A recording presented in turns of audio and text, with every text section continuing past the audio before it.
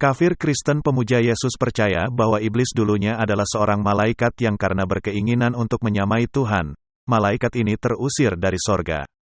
Tetapi biarpun iblis sudah terusir dari sorga karena memberontak ingin menyamai Tuhan, iblis masih bisa dengan leluasa keluar masuk sorga, masih bisa menghadap Tuhan bersama malaikat-malaikatnya. Sebagaimana firman Tuhan dalam Bible Perjanjian Lama berikut. Pada suatu hari, datanglah anak-anak Allah menghadap Tuhan dan di antara mereka datanglah juga iblis. Ayub pasal 1 ayat 6. Seorang malaikat terusir dari sorga karena memberontak ingin menyamai Tuhan. Saya merasa ada sesuatu yang aneh dengan kepercayaan kafir Kristen tersebut. Bagaimana mungkin seorang malaikat dapat memiliki keinginan untuk memberontak dan menyamai Tuhan?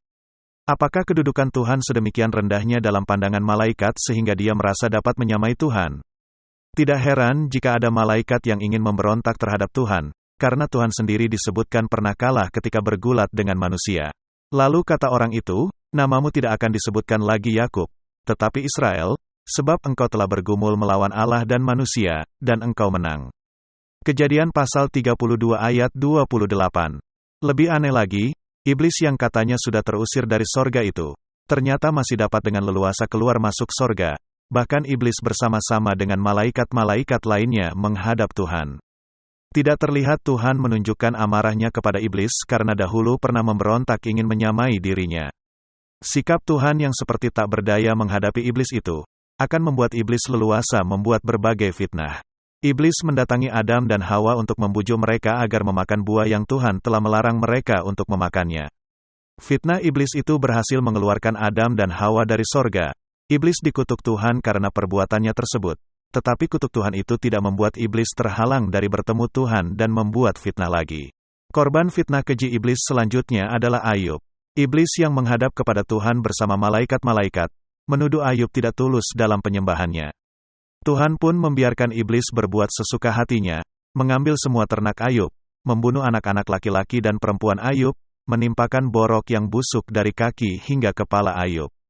Mengingat iblis baru benar-benar terusir dari sorga setelah peperangan di sorga yang baru terjadi di akhir zaman, bisa jadi segala kekacauan yang terjadi di bumi adalah hasil kerja si iblis. Pada puncaknya iblis di akhir zaman nanti akan kembali memberontak ingin menyamai Tuhan, hingga terjadi peperangan dan kekacauan di sorga. Mikhael dan malaikat-malaikatnya berperang melawan iblis dan pengikutnya. Iblis dan pengikutnya dapat dikalahkan. Kemudian pengarang kitab Wahyu melihat kota yang kudus, Yerusalem yang baru turun dari sorga. Bapa dan Yesus ada di dalamnya. Para malaikat menjaga gerbangnya.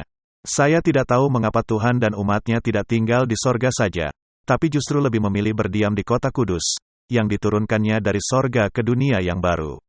Apakah itu masih ada hubungannya dengan peperangan di sorga yang disebutkan sebelumnya? Apakah peperangan di sorga telah merusak keindahan di dalamnya hingga tidak nyaman lagi untuk ditinggali? Sehingga Tuhan harus mengungsi ke bumi yang baru,